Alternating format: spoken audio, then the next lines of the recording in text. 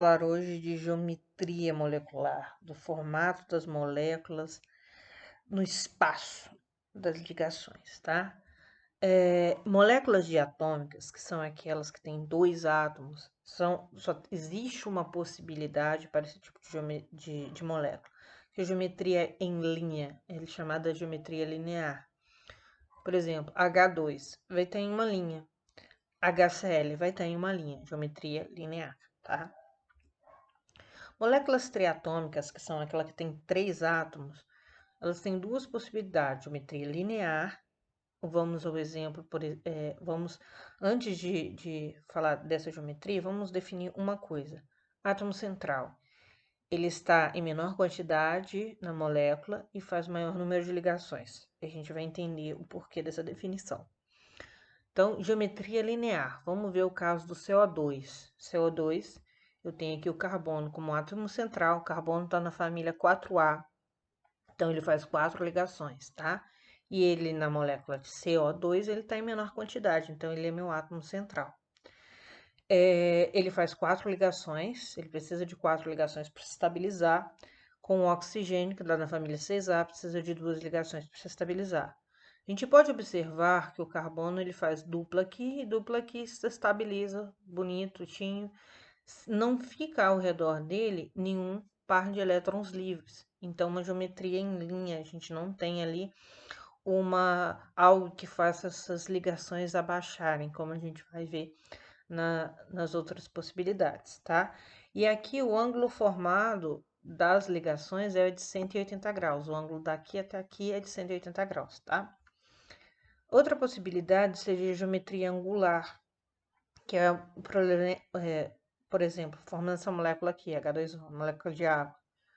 H2O, o oxigênio tem a menor quantidade, ele faz duas ligações, então ele é o átomo central. Eu distribuí aqui, ó, vou colocar aqui em vermelhinho aqui, ó, tem uma ligação, um elétron, outro elétron, 1, 2, 3, 4, 5, 6. Os 6 elétrons deles estão aqui. Ele vai fazer com 2 elétrons uma ligação aqui e o outro aqui, certo? E vai ficar 2 pares de elétrons sobrando. Esses 2 pares fazem com que a ligação se abaixe, né? E eu não tenha mais uma linha, mas sim uma geometria angular. Então, eu tenho elétrons livres em torno do meu átomo central, eu tenho uma geometria angular. E o ângulo aqui é de 104,5 graus. Para 3, para 4 átomos, o que a gente vai ter como possibilidade? Trigonal plana. O boro ele está na família 3A. Ele é uma exceção. Ele se estabiliza com 6, então ele vai formar 3 ligações para se estabilizar. E ao entorno dele, não, ó, aqui tem cada uma tem um elétronzinho dele, não vai ficar elétron sobrando. Então aqui é uma trigonal plana. Geometria piramidal, NH3. O NH3 está na família 5A. Ó, eu vou ter um elétron aqui formando essa ligação, um outro aqui, 3 elétrons. Mais 2, 5. Então, sobra um par de elétrons. Esse par de elétrons diminui a distância das ligações, faz uma repulsão ali, e você tem uma geometria do tipo piramidal. Então, sobrou um par de elétrons, eu tenho uma geometria do tipo piramidal, tá? E o ângulo formado aqui é de 107,8. Pode também ter a geometria em T, que é quando não sobra somente um par, sobra 2, que é o caso aqui do ClF3, e aí você vai ter um ângulo daqui até aqui de 175 graus, tá? Se sobrou 2 pares, geometria T. Geometria, quando você tem 5 átomos. Primeira possibilidade, geometria tetraédrica, quando você tem lá o CH4, por exemplo, né? Carbono, 4 ligações, cada uma das ligações aqui, ó, 1, 2, 3, 4, usou um elétron no átomo central. Não vai sobrar elétron nenhum, geometria tetraédrica. O ângulo aqui da ligação daqui até aqui, 100 e 9,28. Outra possibilidade, quadrado plano. Aqui você tem o xenônio, o XeF4,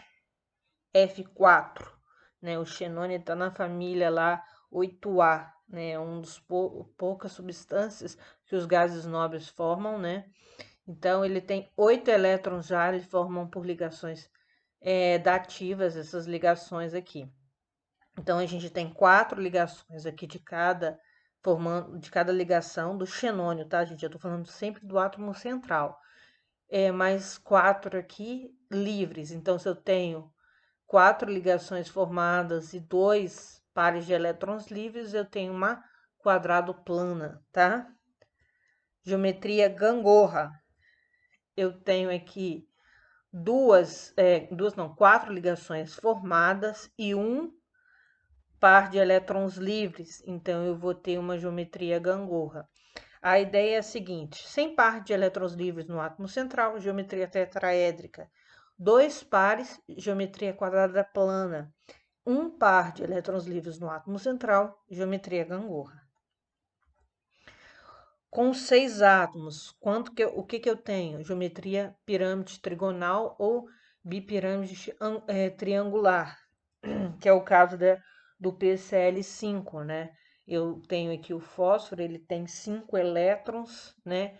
Ele forma com 3 átomos aqui de cloro, ele forma ligações covalentes normais e 2 dativas. E não sobra aqui nenhum elétron livre. Então, tem um pirâmide trigonal ou pirâmide trigonal. Com 6 átomos, normalmente vai ser um pirâmide trigonal ou uma geometria de base quadrada, que é quando sobra um par de elétrons. Aqui eu tenho BrF5, né? O bromo ele está na família 7A. Ele vai formar uma ligação covalente normal aqui com um dos flúoros e as outras ligações são covalentes dativas e vai sobrar um par de elétrons. Isso aí, sobrou um par de elétrons, geometria pirâmide de base quadrada. Então, não sobrou pirâmide trigonal, sobrou par de elétrons, pirâmide de base quadrada. E para 7 átomos, que é a última aí que a gente tem, a geometria octaédrica.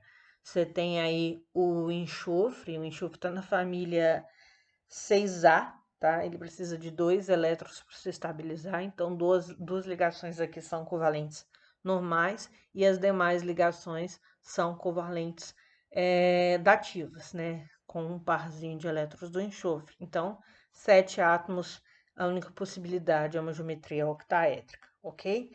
Então, essa é a ideia das geometrias, tá? Basicamente, é olhar o átomo central e ver se nele sobra par de elétrons após a formação da ligação ou não. Se não sobrou, você classifica de um jeito. Se sobrou, você vai ter que olhar quantos pares sobraram e classificá-lo, ok?